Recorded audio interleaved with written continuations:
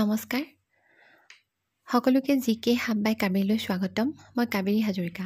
এই ভিডিঅ'টোত আজি মই অসমত 600 বছৰ ৰাজত্ব কৰা আহোমসকলৰ বিষয়ে আলোচনা কৰিম। আশা কৰোঁ সকলো উপকৃত হ'ব। আহক আমি ভিডিঅ'টো আলোচনা কৰোঁ। Question number 1, which of the following Ahom kings was known as Gajapati? তলৰ কোনজন আহোমৰ ৰজাক গজপতি বুলি জনা যায়? অপশ্যনবোৰ হৈছে A Pratap Singha, B Sudangpha, C Rudrasingha, D চুহুংমুং। আৰু শুদ্ধ উত্তৰটো হৈছে A Pratap Singha. The Ahom name of Pratap Singha was Susengpha. He was also known as Buddhi Sorgonarayan and Burharaja. Ahom স্বৰ্গদেউ প্ৰতাপ সিংহক তেখেতৰ আহোম নামটো আছিলে সুচেংফা। তেখেতক বুদ্ধি স্বৰ্গনাৰায়ণ আৰু বুঢ়াৰজা বুলিও জনা যায়। তাৰোপৰি তেখেতক গছপুৰীয়া বুলিও জনা যায়, যিহেতু তেওঁ হাতী চিকাৰ কৰাত পাৰ্গত আছিলে। Next question. In Ahom kingdom, who was the special category that performs the responsibility of bringing correspondence? অৰ্থাৎ আহোমৰ শাসনকালত চিঠিপত্ৰ অনা নিয়া কৰা সেই বিশেষ শ্ৰেণীটো তলৰ কোনটো আছিলে? অপশ্যনবোৰ হৈছে এ বৰফুকন, বি গণক, চি কাকতি আৰু ডি হৈছে কটকী। আৰু শুদ্ধ উত্তৰটো হৈছে C Kakati.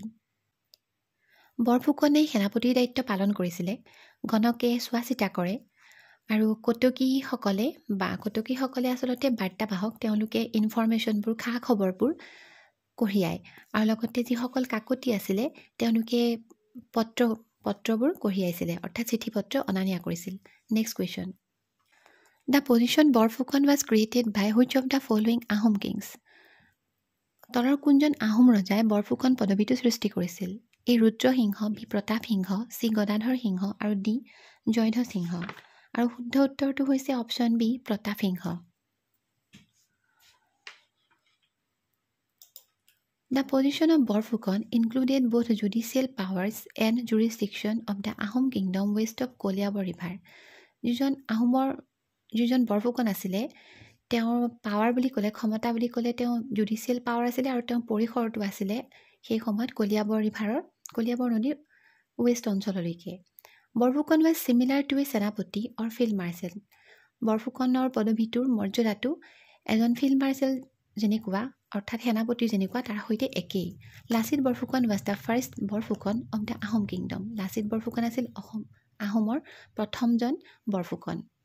Next question.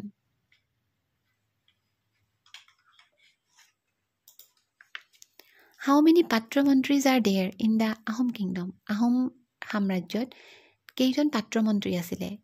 Option A 7, B 6, option C 5 আৰু অপশ্যন ডি হৈছে 4। আৰু শুদ্ধ উত্তৰটো হৈছে অপশ্যন চি 5। আহোম সাম্ৰাজ্যত 5জন পাত্ৰ মন্ত্ৰী আছিল। There are 5 patra mantris, that is Burhagohain, Borgohain, Borpatra Gohain, Borbarua and Borphukan. আৰু সেই 5জন পাত্ৰ মন্ত্ৰী হৈছে বুঢ়াগোহাঁই, বৰগোহাঁই, বৰপাত্ৰ গোহাঁই, বৰবৰুৱা আৰু Borphukan. Next question. Kaviraj Chakravarti was the court poet of which of the following Ahom kings? তলৰ কোনজন আহোম ৰজাৰ কোৰ্ট পোৱেট আছিলে কবিৰাজ চক্ৰৱৰ্তী? অপশ্যনবোৰ হৈছে ৰুদ্ৰসিংহ, বি গদাধৰ সিংহ, চি প্ৰতাপ সিংহ আৰু ডি হৈছে জয়ধ্ব সিংহ। আৰু শুদ্ধ উত্তৰটো হৈছে option A Rudrasingha. Kaviraj Ramnarayan Chakravarti was a poet laureate under Rudrasingha and Shivasingha. He translated a portion of the Brahmavaivarta Purana and Padmapurana. Kaviraj Ramnarayan চক্ৰৱৰ্তীয়ে ব্ৰাহ্মবৈৱৰ্ত পুৰাণ আৰু পদ্মপুৰাণৰ কোনো অংশ ট্ৰেন্সলেট কৰিছিলে, অনুবাদ কৰিছিলে। Next question.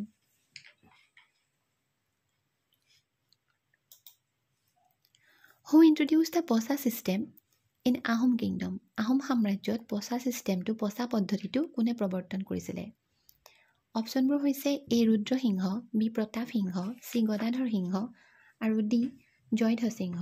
আৰু শুদ্ধ উত্তৰটো হৈছে B Pratap Singha. Posa was a system of payment of by of rates by tribes of hills such as Bhutias, Miris and Dofalas. Under this system, certain villages in Assam plains were ordered to pay certain commodities to hill tribes. In return, the recipient of the compensation had to stay away from raiding plainsmen. It was an excellent system to deal with the tribes of hill areas surrounding the Ahom kingdom. সেই সময়ত আহোম সাম্ৰাজ্যত কি হৈছিলে যিসকল পাহাৰীয়া ঠাই আছিলে সেই পাহাৰীয়া অঞ্চলবোৰত বাস কৰা যিবোৰ ট্ৰাইব আছিলে জনজাতীয় লোক আছিল বিশেষকৈ ভুটীয়া মিৰি বা দফলাসকলে তেওঁলোকে মানে ভৈয়াম অঞ্চলত থকা লোকসকলক আক্ৰমণ কৰিছিল প্ৰায় আক্ৰমণ কৰিছিল আৰু লুটপাট চলাইছিলে আৰু আহোমৰ ৰজা প্ৰতাপ সিংহই এই পচা পদ্ধতি প্ৰৱৰ্তন কৰিছিলে আৰু এই পচা পদ্ধতি মতে যিসকল ভৈয়ামৰ যিসকল লোক আছিলে তেওঁলোকে সময়ে সময়ে এই পাহাৰীয়া লোকসকলক ট্ৰাইববিলাকক কি কৰিছিলে কিছুমান বস্তু কমডিটিজ কিছুমান যা যোগাৰ দিবলগীয়া হৈছিলে আৰু তাৰ বিনিময়ত তেওঁলোকে এই সমতল অঞ্চলত থকা মানুহসকলক আক্ৰমণ নকৰা হৈছিলে next question the battle of Mahgarh was fought in the year মহগড়ৰ যুদ্ধ কিমান চনত হৈছিলে option A 1825 option B 1826 option C 1828 option D 1822 আৰু শুদ্ধ উত্তৰটো হৈছে option D 1822 The Battle of Mahgarh was fought on 19 April 1822 between 20,000 Burmese led by Mingi Maha Bandula and 2,000 mixed Assamese Hindustani forces led by Chandrakanta Singha.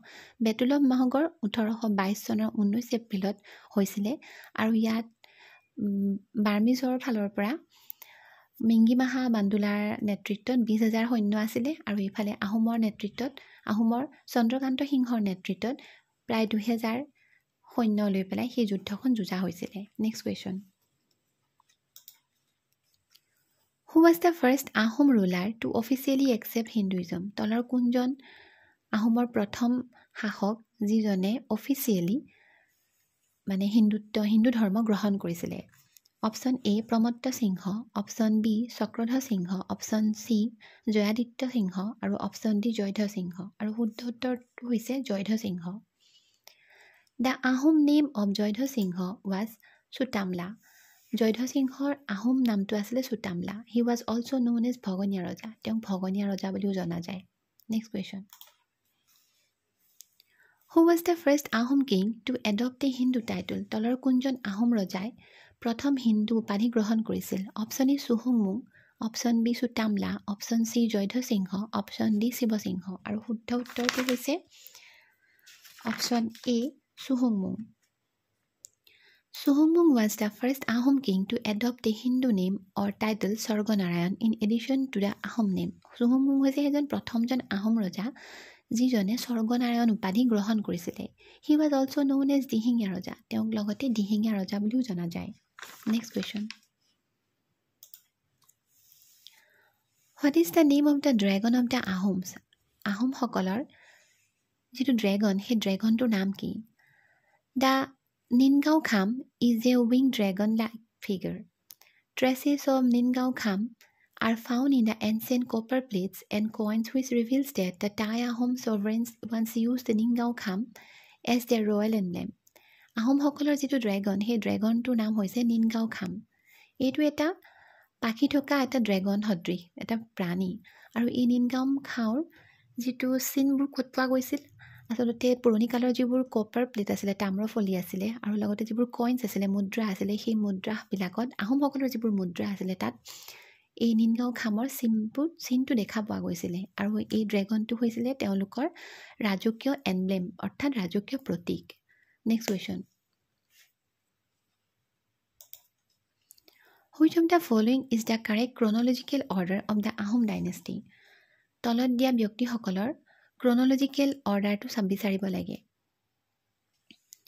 Option A Gaurinath Singha Pramatta Singha Rajeswar Singha Lakshmi Singha option B Pramatta Singha Rajeswar Singha Lakshmi Singha Gaurinath Singha option C Lakshmi Singha Pramatta Singha Rajeswar Singha Gaurinath Singha option D Rajeswar Singha Pramatta Singha Lakshmi Singha Gaurinath Singha আৰু শুদ্ধ উত্তৰটো হৈছে option B Pramatta Singha Rajeswar Singha Lakshmi Singha আৰু Gaurinath Singha next question Where is the traditional burial site of the Ahom kings located?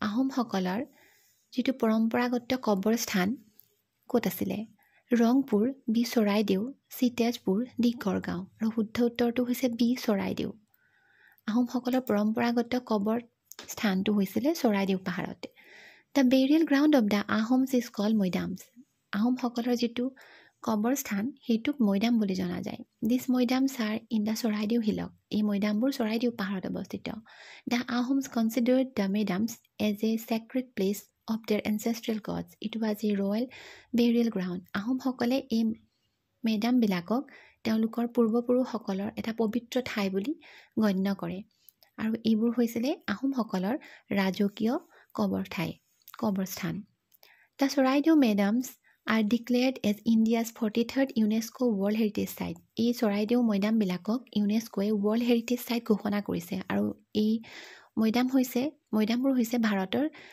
43 নম্বৰৰ world heritage site next question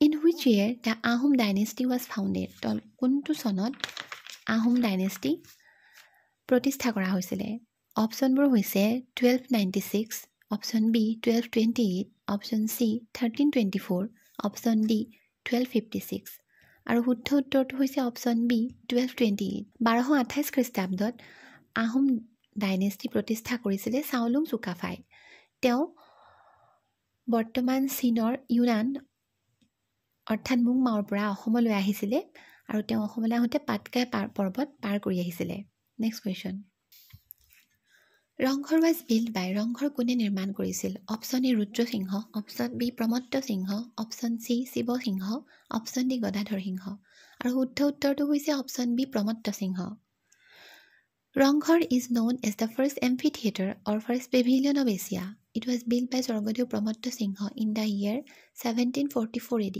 1744 খ্ৰীষ্টাব্দত স্বৰ্গদেউ প্ৰমত্ত সিংহই ৰংঘৰ নিৰ্মাণ কৰিছিলে আৰু ৰংঘৰক এছিয়াৰ প্ৰথম এম্ফি থিয়েটাৰ অৰ্থাৎ ৰংগমঞ্চ বা ফাৰ্ষ্ট পেভিলিয়ন বুলিও কোৱা হয় its shape is octagonal at the base octagonal অৰ্থাৎ অষ্টভুজী আৰু ৰংঘৰৰ যিটো বেছ আছিলে মূল ভেটিটো অষ্টভুজী আছিলে next question which of the following monuments of the Ahom period had secret tunnels তলৰ কোনটো আহোমৰ স্মৃতিসৌধৰ চিক্ৰেট টানেল আছিলে গোপন সুৰংগ আছিল option A Rangghar option B Talatal Ghar option C Karengghar option D maidams আৰু শুদ্ধ উত্তৰটো হৈছে option B Talatal Ghar Talatal Ghar was build by Swargadeo Rajeswar Singha or Surempha Talatal ঘৰক স্বৰ্গদেউ ৰাজেশ্বৰ সিংহ অৰ্থাৎ চুৰেম্ফাই নিৰ্মাণ কৰিছিলে it had two secret tunnels one led to Gargaon palace and the other led to the Dikhow river আৰু এটা টানেল অৰ্থাৎ সুৰংগেদি গ'লে গড়গাঁৱৰ যিটো পেলেচ সেইটো ওলাব পাৰি আৰু দ্বিতীয়টো দি গ'লে দিখৌ নদী ওলাব পাৰি আৰু বৰ্তমান দুইটা টানেলেই বন্ধ কৰি থোৱা আছে চ' ফ্ৰেণ্ডছ আজিলৈ ইমানেই থেংকছ ফৰ ৱাটছিং দ্য ভিডিঅ' আৰু যদি আপোনালোকে মোৰ ভিডিঅ'টো চাই ভাল পাইছে তেনেহ'লে মোৰ ভিডিঅ'টো লাইক কৰিব আৰু মোৰ চেনেলটো ছাবস্ক্ৰাইব কৰিব ধন্যবাদ